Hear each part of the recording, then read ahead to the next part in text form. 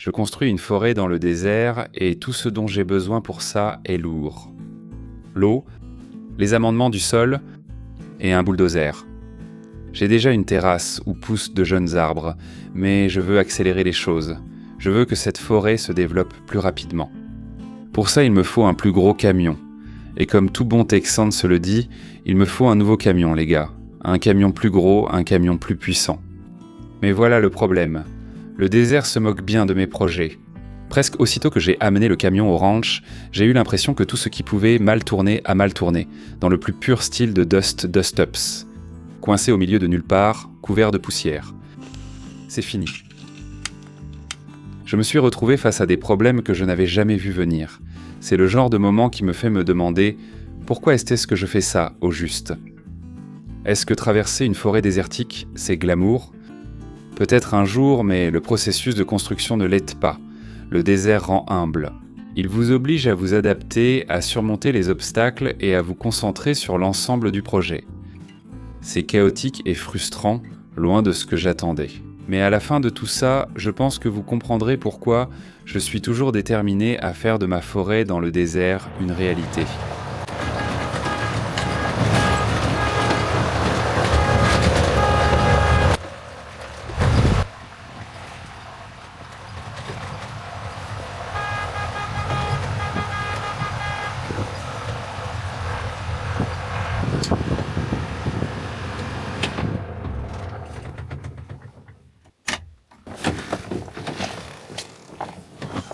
Le camion géant.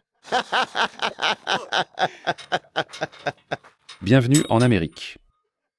Désolé de ne pas avoir pu amener un plus gros camion, mais on fait avec quand on vit modestement. Très courbaturé. J'ai parcouru ces routes une centaine de fois sans problème, même avec le siège à suspension pneumatique. Tu dois aller plus lentement, la suspension est plus dure. Cependant, si le camion était chargé et avait du poids dessus, ce serait totalement différent. Là, il n'y a aucun poids dessus. Ouais. Pour vous, monsieur. J'avais déjà fait des doubles. Pourquoi ça ne m'étonne pas? Je suis impressionné par l'état dans lequel elle est, et elle n'a que 74 000 miles ou quelque chose comme ça. 73 miles. Elle vient littéralement juste d'être rodée. J'ai fait le calcul. Je pense qu'elle n'en est qu'à 15% de sa durée de vie prévue. Ouais, Je vais décharger et commencer à préparer mon dîner parce que, en fait, je vais aller mettre ma veste. ouais, il commence à faire frais. Il m'est venu à l'esprit dans le dernier épisode que je vous avais promis une petite visite du camion. Enfin, il n'est pas vraiment nouveau. Il a 117 000 km au compteur, mais mon International 4300 modèle 2003, je l'ai acheté pour moins de 11 000 $. Et il est vraiment en très bon état pour un camion aussi vieux. Laissez-moi vous faire visiter. Il dispose de sièges à suspension pneumatique. Absolument nécessaire. Mais à part les manuels tombés à cause des routes chaotiques, ça a l'air bien. Vous pouvez voir l'odomètre, 73 009 miles. Maintenant que je l'ai sorti ici, il est en assez bon état. Il est plutôt propre. À part mes déchets d'hier. Et plus important encore, il transportera une sacrée charge. Donc, c'est la partie sur laquelle Daniel travaille. Brandon a récupéré quelques tables de cuisine professionnelles à Sierra Blanca et on va les utiliser pour découper la viande pour nous-mêmes. Il y a la roue de secours, mais je crois qu'il est homologué pour tracter jusqu'à 26 000. C'est le PETAC. Ouais, regarde, 25 500. D'accord, maintenant tu peux voir la taille de ses pneus. Il est venu avec cet attelage à œillet qui vaut selon moi environ 250 $. Ces anneaux andés sont soudés. Et je vais traîner la grille à gravier, ce qui sera le premier essai. Laissez-moi vous montrer ceci. Tout cela était aussi fourni avec le camion. Donc on a des sangles, on a des tendeurs, on a des boules d'attelage, des chaînes, un cric-bouteille, des petits outils et autres bricoles. Tout est prêt à partir. Et maintenant, je veux mettre cette chose à l'épreuve. Je vais d'abord tester la conduite sur les digues, en vérifiant que je peux monter la colline sans problème avant de charger la benne. Et puis l'autre chose, c'est que en venant ici hier, il y avait un endroit sur la route où les pneus glissaient et j'ai nivelé ça avec le bulldozer ce matin. J'espère descendre le camion là-bas pour la deuxième étape et vérifier qu'il monte bien la colline. Ensuite, on commencera à ajouter du poids. On va charger Brandon avec plein d'eau parce qu'il doit apprendre à conduire en boîte manuelle, ce qui va être toute une aventure. Et puis, en supposant qu'on puisse transporter de l'eau avec succès sur la benne, alors on passera à l'étape suivante. On ira chercher la remorque basculante et on amènera 14 yards cubes de fumier de cheval à charger sur la terrasse. Alors, allons-y. L'accès et les routes posent de souvent problème ici, car je suis à près de 10 km de la route départementale. Toutes les portions que je n'aime pas entre mon ranch et la route départementale, c'est à moi de les réparer. J'ai traversé plusieurs phases où j'ai réparé la route selon un standard adapté à mon équipement actuel. Au début, je ne pouvais pas faire venir de camion au ranch, alors on a utilisé une chargeuse compacte pour réparer les pires endroits. Quand je voulais une route plus lisse, j'utilisais le bulldozer à certains endroits. Mais une route adaptée à une Tacoma ne l'est pas pour un camion presque 4 fois plus lourd. La façon la plus rapide de lisser les routes, c'est avec une herse, sauf que ceci n'est pas une herse. Ceci a été fabriqué comme un tamis à gravier. Avec le temps, nous l'avons transformé en outil multifonction. Nous l'utilisons pour suspendre la viande lors des froides nuits d'hiver avant qu'elle n'aille au congélateur. Et comme il repose sur de petits skis et pèse 500 kg, il est vraiment efficace pour lisser les routes quand on le tire derrière un camion. Cette portion de la route posait problème auparavant. Donc plus tôt dans la journée, j'ai travaillé dessus avec le bulldozer pendant 1 heure et j'ai laissé quelques zones de sable meuble, dans lesquelles je suis accidentellement entré en faisant demi-tour avec le tamis à gravier derrière moi.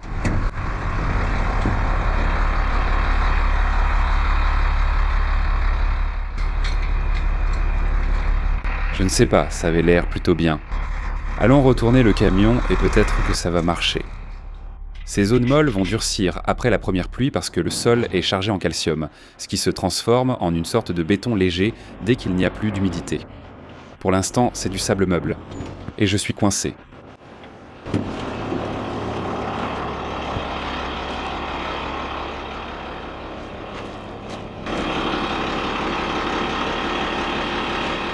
Ce n'est pas un problème terrible, mais je dois aller chercher les plaques de désensablement qui sont... Oh là, ça devient un problème. J'ai perdu un morceau de mon pneu. J'ai perdu des morceaux de ce pneu, il faut donc les remplacer. C'est parti, les joies de posséder du matériel. On dirait que je vais marcher. C'est à 10 minutes à pied, ce n'est pas si grave que ça. Tu as raison, c'est une bonne nouvelle. Tu as les plaques de désensablage dans le camion ? Oui. D'accord, tu veux bien m'emmener ? Bon, voici la question. Comment est la route ?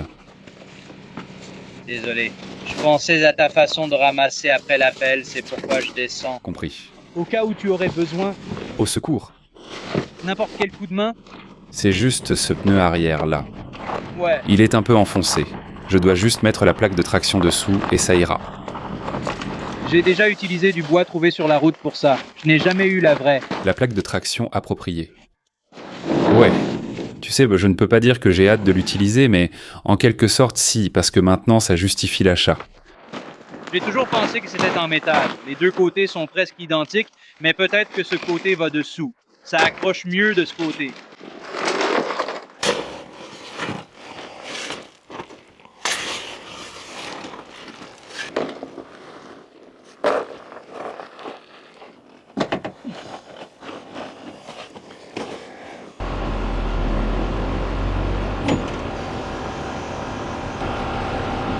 Est-ce que ça accroche même les planches ? Non, pas du tout, même pas un peu. C'est sur les planches, mais ça ne mord pas dedans.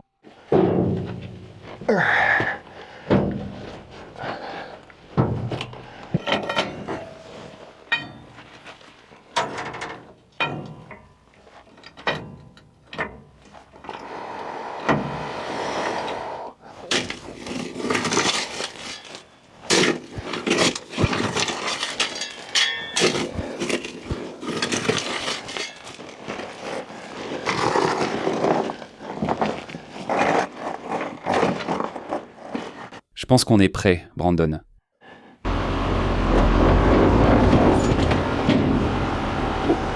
Et de l'autre côté, que se passe-t-il avec les autres pneus ?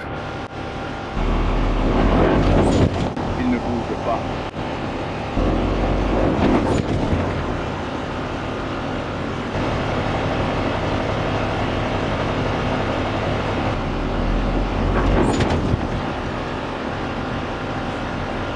pense qu'on ferait mieux extraire le bulldozer du camion et commencer à tirer.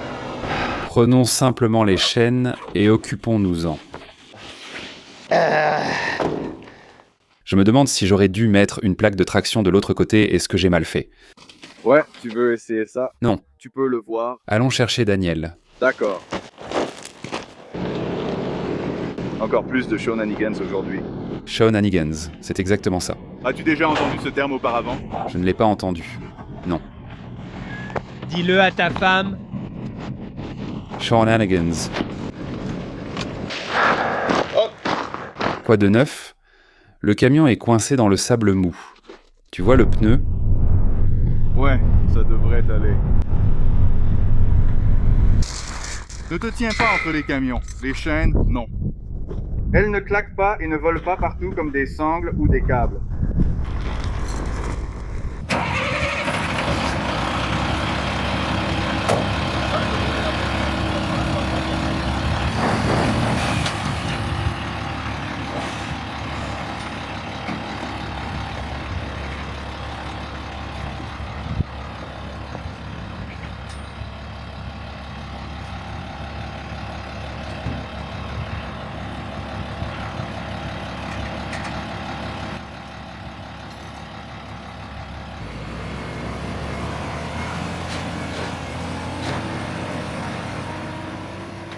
Le camion monte désormais la colline sans problème. Ouais, tu dois tirer de l'autre côté. Je vois.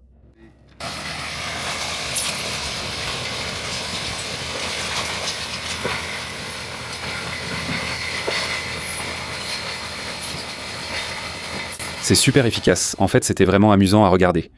Je l'ai conçu comme un tamis à gravier, mais c'est en fait une excellente niveleuse. Oui, c'est vrai.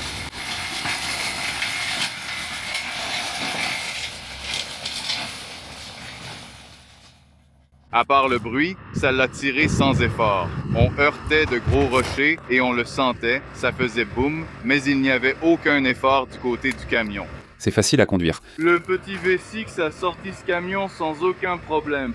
Il est aussi allé et tout ça. Non, tu avais juste besoin d'un petit coup de main. Ouais, juste un peu. Quand j'ai vu ça, je me suis dit, il n'est pas coincé. Il est juste bloqué à cause de la terre meuble. C'est tout. Ce n'était pas coincé. C'était temporaire. Immobilisé. Oui. Bonjour. Je me suis réveillé très tôt ce matin, à 5 heures, pour pouvoir aller chez Debbie récupérer tout ce fumier avec mon camion. Et comme toujours avec Dust Ups, ce pneu a explosé. Je conduisais la fenêtre ouverte et tout à coup, j'ai entendu les conduites d'air qui lâchaient. Psh, psh, psh. J'ai roulé peut-être 20 secondes comme ça et ça a complètement détruit le pneu. J'ai quand même réussi à sortir le camion de la route. Et maintenant, je vais voir si je peux changer ce pneu. Le principal, c'est qu'il ne sert à rien de s'inquiéter. Allons-y, commençons.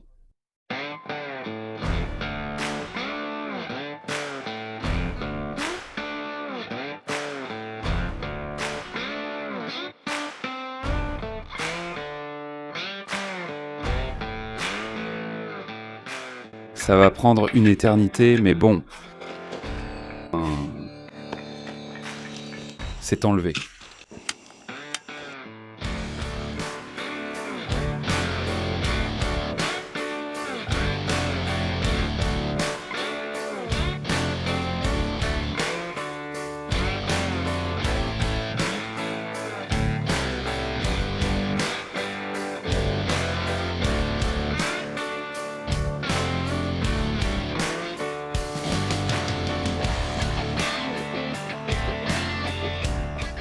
Et ce ne sont que de vieux pneus. Et Daniel est en route pour acheter de nouveaux pneus tout-terrain pour ce camion, qui a clairement un besoin urgent de nouveaux pneus.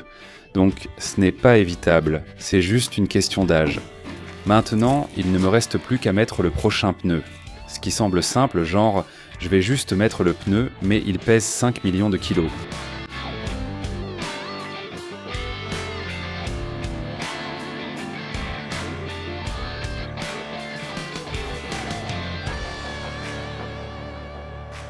Après avoir changé la roue de secours avec succès, je ramenais David, qui est ici depuis 2 semaines et vient d'Allemagne, à Sierra Blanca. Comme ça, je pouvais garer le camion et aller m'occuper de trouver de nouveaux pneus.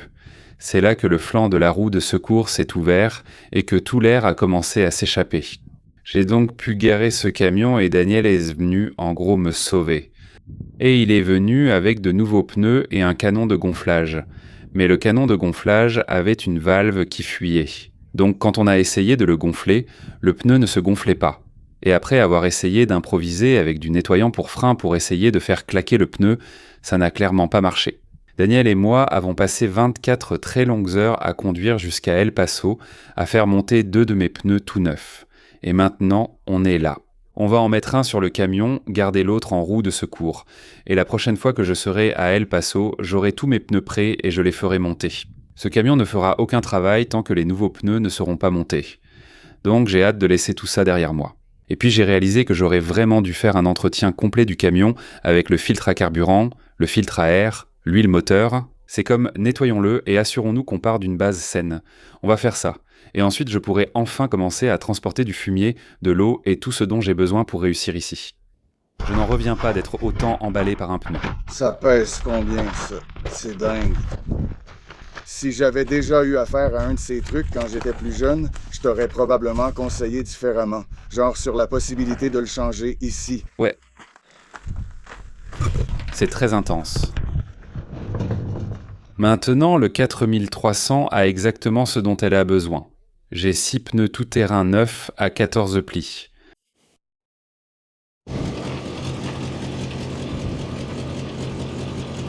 Ce camion a clairement une petite fuite électrique. La dame qui me l'a vendu, la batterie était à plat quand elle a voulu la démarrer. J'ai garé le camion pendant 1 mois. La batterie est morte. Je pense donc ajouter un coupe-circuit principal pour ne plus m'en soucier un moment. Mais ça fait partie des joies de posséder du matériel. Comme je viens d'avoir ce problème, je pense que je devrais garder ça avec moi. Allons-y. Quand Daniel est venu me secourir, les pneus du 4300 sont tellement grands qu'on n'a pu en mettre que 2 à l'arrière de son pick-up. Ces 2 pneus suffisaient pour que je puisse les monter sur le camion, avoir une roue de secours et retourner à El Paso où nous pourrions installer le reste des pneus. Échaudé par mon expérience à vouloir faire durer de vieux pneus, je n'ai pas envie de jouer à ce jeu-là avec les fluides et les filtres. Ils sont assez bon marché pour qu'il n'y ait aucune raison d'essayer de les faire durer plus longtemps. Et pendant que je suis à El Paso, j'ai tendance à utiliser la maison de Daniel comme un centre logistique, où je peux m'arrêter, on peut faire un entretien rapide, changer l'huile, changer les filtres et le remettre sur la route. C'est tellement plus facile de faire ces choses chez quelqu'un. Je ne peux pas vraiment expliquer comment ou pourquoi. C'est juste comme ça.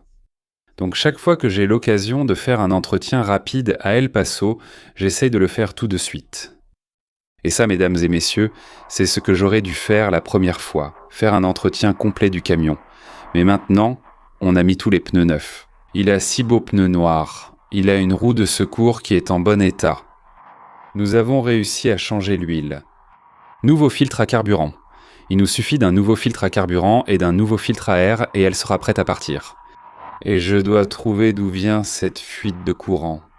On a encore quelques petites choses à faire comme ajouter un coupe-batterie et une petite grue, mais aussi l'enrouleur de tuyaux d'air. Mais à part ça, on est pratiquement prêt à être opérationnel. Tout ce travail mène enfin à ça. J'ai une remorque benne pleine. Il y a probablement 12 yards cubes et demi ou 13 yards cubes de fumier là-dedans. Elle s'est accrochée au camion. Elle a des pneus tout neufs. Les pneus de la remorque benne sont entièrement gonflés. Nous sommes prêts à prendre tout ce fumier et à le mettre sur la terrasse parce que ça va être l'ingrédient clé pour la forêt du désert. Je sais que cet épisode a été éprouvant et ce n'est pas le but. C'est vraiment pour vous montrer ce qu'il faut pour que ça marche. On ne se contente pas de monter dans un camion et de conduire jusqu'au ranch. Il y a tellement de logistique, d'efforts et de nuits blanches qui sont nécessaires pour rendre la forêt du désert possible. Nous allons monter jusqu'au ranch de Stubbs. Nous allons amener cette remorque sur la terrasse et vous allez la voir déverser sa précieuse cargaison sur les terrasses afin que nous puissions faire exister cette forêt du désert. 1 heure plus tard. Et la saga continue. Je prends la route privée qui monte jusqu'à mon ranch et... Les autres pneus sont en bon état. Celui-là n'est pas bon. Ce qui est bien avec ce camion, c'est qu'il a un compresseur d'air avec lequel je n'ai pas encore bricolé. Je dois juste m'amuser avec et voir si je peux le brancher. Et ensuite, notez, ça ne devrait pas être un gros problème de mettre de l'air dedans et de l'emmener jusqu'au ranch.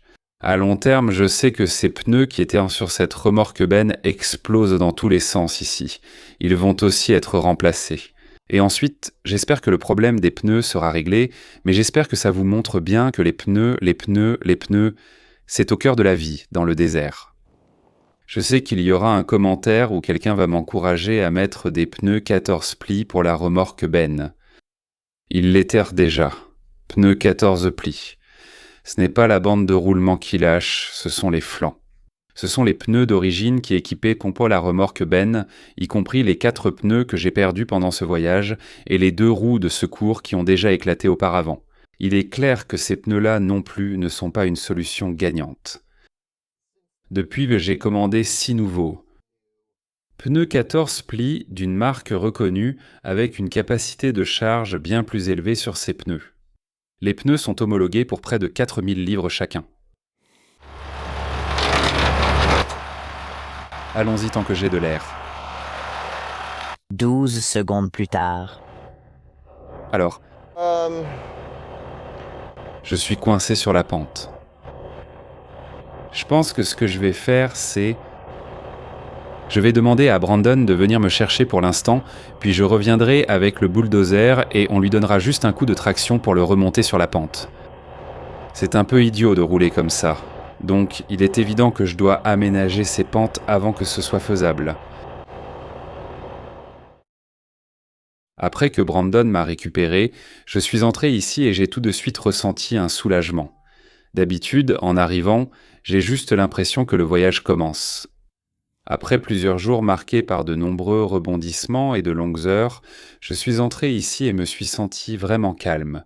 Pas comme si j'étais à la maison avec ma femme et mes enfants, mais on s'y sent en sécurité. Donc j'ai l'impression d'être chez moi et ça fait vraiment du bien. Je suis super content d'être au camp même sans le camion. Il est seulement 6 heures du soir et Brandon m'a donné de l'agneau rôti qu'il a préparé. C'était absolument phénoménal. Donc c'était vraiment un vrai plaisir. Il est tellement tôt que je ne pense pas avoir besoin d'abandonner, mais j'espère aller vérifier le bulldozer, m'assurer que tout va bien, et ensuite je pourrai peut-être essayer de le tirer ce soir juste parce qu'il est encore tôt. J'ai toujours du mal en hiver quand il fait nuit aussi vite, mais... Il faut s'adapter et surmonter les obstacles.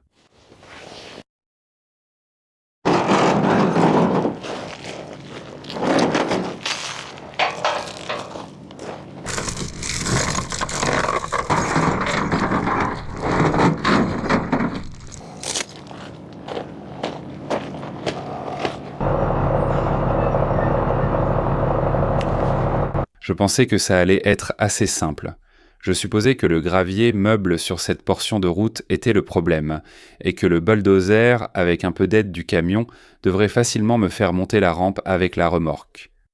Après avoir essayé de tirer un peu et réalisé que ça ne marcherait pas de monter la colline comme ça, on a fait faire au bulldozer son propre chemin pour qu'il puisse contourner ce point d'étranglement sur la route et tirer la remorque et le camion en bas de la colline. Comme ça, on pouvait le dégager et au moins pouvoir faire passer nos véhicules ordinaires. Ce n'est qu'après avoir fait tout ça que j'ai découvert la vraie raison pour laquelle on n'arriverait jamais à monter cette remorque en haut de la colline.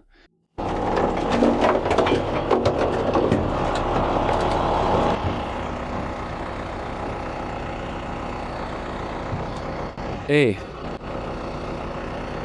Brandon. Oh, wow. D'accord. Ouais. De toute façon, il n'y a pas moyen de Maintenant, nous... te faire passer par-dessus ça. Si on déplace la chaîne ici, on pourra peut-être dépasser ça. Non, ça ne marche pas. Donc tu devrais avancer et moi je devrais aplanir ça. Oui.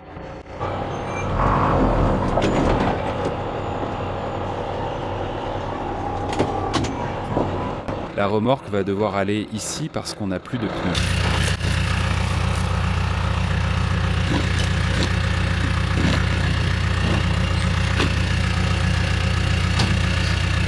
C'est comme là-bas. Je dois m'assurer que les roues vont passer par-dessus ça.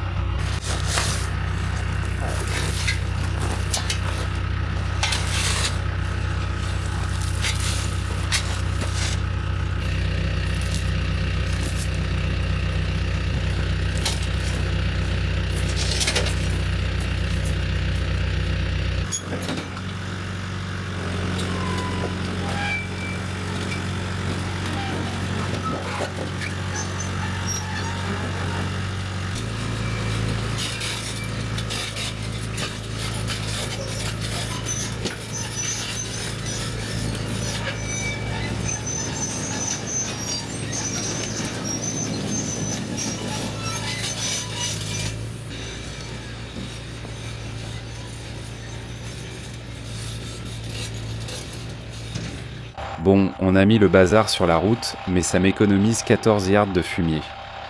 Je devrais pouvoir enlever ces pneus avec mon cric géant de bulldozer. Je vais décrocher et caler cette remorque, puis Brandon pourra venir ici et nettoyer un peu tout ça pour que je puisse au moins amener le camion jusqu'au camp.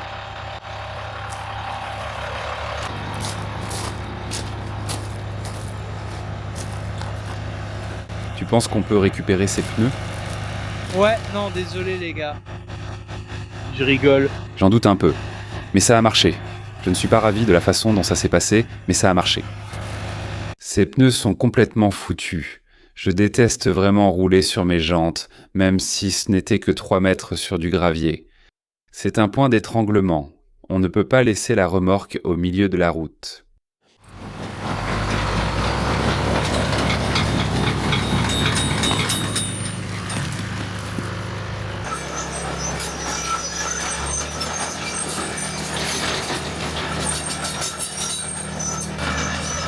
La porte s'est ouverte pendant que je reculais, c'est pourquoi ça n'avançait pas.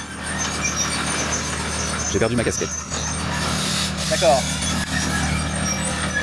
Le camion aurait probablement pu monter cette section tout seul, sans aide, mais comme vous pouvez le voir tout au long de l'épisode, il n'aime vraiment pas rouler sans poids à l'arrière. Le bulldozer était déjà là, alors nous avons pris quelques minutes pour aplanir la route avant que j'essaie de monter le camion, parce que pourquoi pas ? Je suis vraiment content qu'on ait pu sauver tout ce fumier. Je pensais qu'on devrait tout décharger et le gaspiller là où on n'en veut pas, juste pour récupérer la remorque.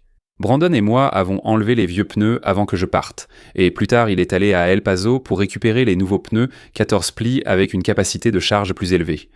Ils attendent désormais sur la remorque Ben que je transporte le fumier à la terrasse lors de mon prochain voyage. Nous sommes littéralement sur la dernière ligne droite pour mettre ce fumier en place.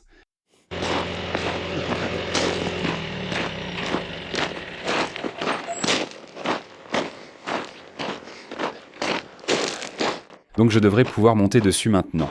Ensuite, on va marcher et réfléchir à comment faire la réparation définitive. Je pense que ça devrait le faire.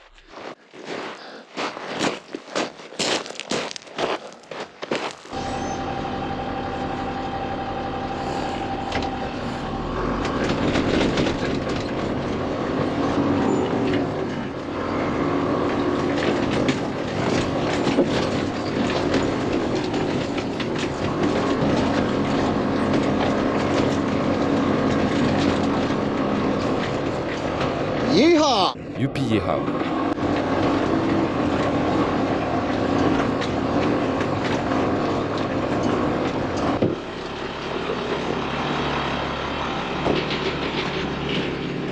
Ce n'est pas à toi de réparer, juste de chercher les problèmes. Tu vois comme la route fait une bosse puis part, on veut éviter au maximum ce genre de choses. Espérons qu'on ne croise pas un autre rocher de la taille d'une Volkswagen sur la route. Ouais. Comme... J'en ai assez de ça. Bien sûr, ça reviendra, mais plus on peut espacer ce genre de rencontres, mieux c'est. J'y suis enfin arrivé. Et j'en ai bien bavé, mais les pneus, je les ai vraiment malmenés sur tout ce gravier et en glissant partout. Et ils ont l'air en bon état. Il ne manque aucun morceau. Le caoutchouc est nickel. Donc, c'est un bon début. Évidemment, j'ai abîmé la boîte de rangement, ce qui n'est pas bon. Mais je suis là. On a ce tronçon de route où j'ai tiré une remorque pleine et ça a marché sauf à un endroit. Donc, on va demander à Brandon d'agrandir et construire correctement cette partie de la route, pas seulement de la réparer. Et si on peut amener cette route à un état où on peut rouler dessus, pas parfaitement, mais au moins sans trop de secousses, ce serait déjà une grande victoire. J'ai un énorme mal de tête à cause de tout ce qu'on vient de faire. Je vais aller prendre un Tylenol et me détendre un peu parce que ça a vraiment été une longue journée. Vous pouvez l'entendre dans ma voix et le voir sur mon visage à quel point j'étais fatigué et frustré. Vous ne me verrez ni ne m'entendrez jamais abandonné. De mon point de vue, je suis à 90% de mon objectif. Et mon objectif, dans ce cas, ce n'est pas le projet global de forêt désertique. Je parle du système qui consiste à apporter des amendements au sol, en particulier du fumier, pour rendre tout cela possible. Il ne s'agit pas d'apporter cette première pleine cargaison de fumier. Il s'agit de poser les bases pour que je puisse apporter du fumier encore et encore, sans gros problème. Le fumier est la base de la forêt. La matière organique nourrit les microbes du sol qui, à leur tour, nourrissent mes arbres. Et le fumier agit aussi comme une éponge. Il retient l'eau dans le sol, la conservant beaucoup plus longtemps que si le sol était principalement composé de sable. Ça a été un processus coûteux de construire les outils et de rassembler les fournitures nécessaires pour rendre possible ces transports de fumier. Le camion a coûté 10 000 $. Ces nouveaux pneus tout-terrain à 14 plis ont coûté 2 700 $. Les nouveaux fluides et filtres étaient un peu en dessous de 1 000 $.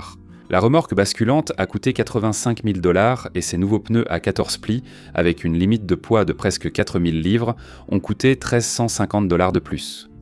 Cela porte mon investissement à 23 250 $ pour rendre possible le transport du fumier dans mes conditions désertiques. L'autre avantage pour la forêt, ce sont mes arbres qui grandissent en pépinière.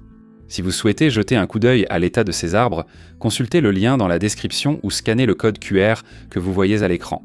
Merci d'avoir regardé, à bientôt pour cette vidéo de mise à jour sur la pépinière.